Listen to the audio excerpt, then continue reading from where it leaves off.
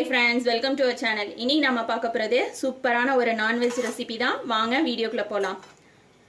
இப்போ நான் எடுத்துக்கிறது வந்து ஈரல் எடுத்துர்க்கேன். ஈரல் வந்து சுத்தம் பண்ணிட்டேன். இந்த மாதிரி ஒரு பாத்திரம் எடுத்துக்கோங்க.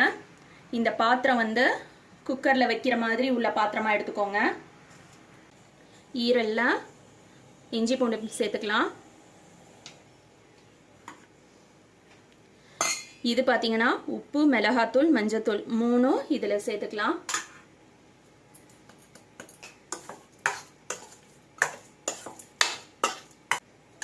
ஒரு பாத்திரத்துல நம்ம பிரட்டி வச்சிருக்க ஈரலை உள்ள சேர்த்துடலாம்.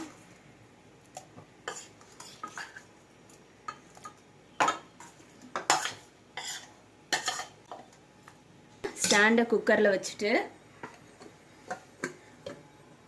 இது இந்த மாதிரி வச்சிடணும். ஈரல்ல தண்ணி எதுவும் சேர்க்கக்கூடாது. குக்கர் மூடி போட்டு 3 சவுண்டு விட்டு எடுத்துக்கணும். நான் எடுத்துட்டு காட்டுறேன்.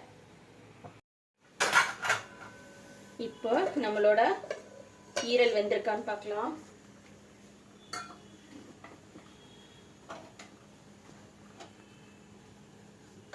சூடா இருக்கும். நீங்க பாருங்க எந்த அளவுக்கு வெந்திருக்குன்னு சொல்லிட்டு இத எடுத்து வச்சுக்கலாம். ஒரு கடாய் வச்சுட்டு கடாயில எண்ணெய் சேர்த்துக்கலாம். எண்ணெய் சூடானதுக்கு அப்புறமா கொஞ்சமா சோம்பு சேர்த்துக்கலாம். சோம்பு பொடியாகும்போதே பட்டை, கிராம்பு, ஏலக்காய் போட்டுக்கலாம்.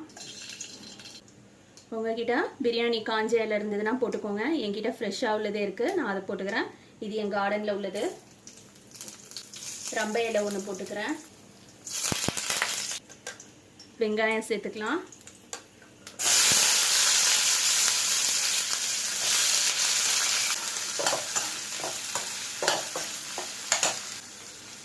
வெங்காயம் வதங்குறதுக்கு கொஞ்சமாக உப்பு சேர்த்துக்கலாம். ஏற்கனவே நாம் ஈரலில் வேற உப்பு போட்டிருக்கதால நிறைய உப்பு போட வேணாம், கொஞ்சமா போட்டா போதும்.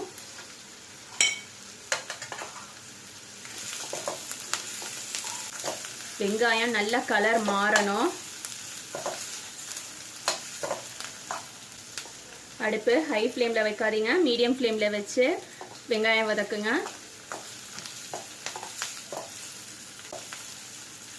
இதோட அளவுகள் எல்லாமே நான் டிஸ்கிரிப்ஷன் பாக்ஸ்ல கொடுக்குறேன், செக் பண்ணிக்கோங்க. இதுல ஒரு பச்சை மிளகாய் சேர்த்துக்கலாம்.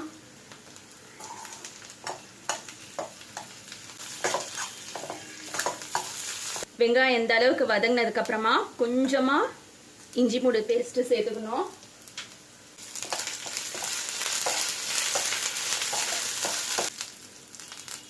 வெங்காயம் எந்த அளவுக்கு வதங்கணும், இந்த அளவுக்கு வதங்கினாதான் இந்த டிஷ் வந்து டேஸ்டா இருக்கும். இப்போ தக்காளி சேர்த்துக்கலாம். தக்காளியும் நல்லா வதங்கணும். வதங்கினதுக்கு அப்புறம் நான் காட்டுறேன்.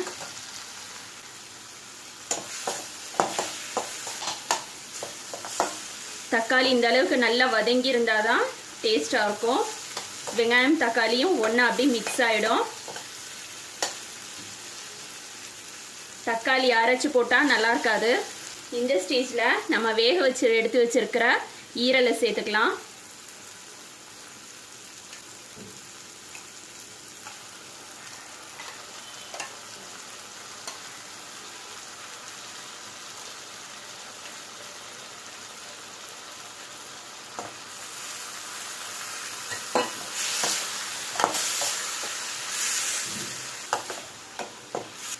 கொஞ்சமா கறி மசாலா பவுடர் ஆட் பண்ணிக்கலாம்.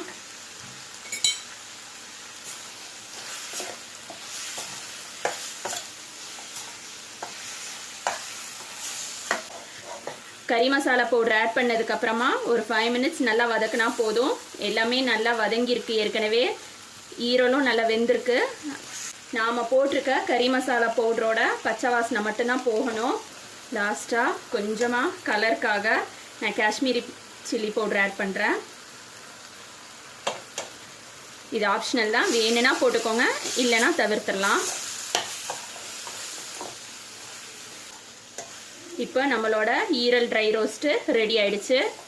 லாஸ்ட்டாக கொஞ்சமாக கொத்தமல்லி தலையும் புதினாவும் ஆட் பண்ணிக்கிறேன். நல்ல வாசனையாக இருக்கும். இதை ஒரு சர்விங் பவுலில் மாற்றிடலாம்.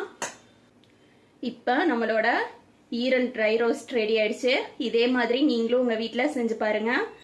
நார்மலாக சிக்கனுக்கு மசாலாலாம் தடவி ஊற வைப்போம். ஆனால் இதுக்கு ஊற வைக்கணுங்கிற அவசியம்லாம் இல்லை. மசாலா தடவி உடனே குக்கரில் வேக வச்சு எடுத்துடலாம். மொத்தமே பார்த்தீங்கன்னா 20 நிமிஷத்துக்குள்ளே ரெடி ஆகிடும். இதுக்கு காம்போ பார்த்தீங்கன்னா ஃப்ரைட் ரைஸ் நல்லாயிருக்கும், தேங்காய் பால் புலாவ் நல்லாயிருக்கும், வெஜிடபிள் ரைஸ் நல்லாயிருக்கும். இது ஸ்பைசியாக இருக்குங்கிறதுனால ஸ்பைசி கம்மியாக உள்ள ரைஸாக பார்த்து நம்ம செஞ்சோம்னா சூப்பராக இருக்கும். நான் இன்னைக்கு வெஜிடபிள் புலாவ் செஞ்சுருக்கேன் இதுக்கு காம்போ. இதே மாதிரி நீங்களும் உங்கள் வீட்டில் செஞ்சு பாருங்கள். தேங்க்ஸ் ஃபார் வாட்சிங்.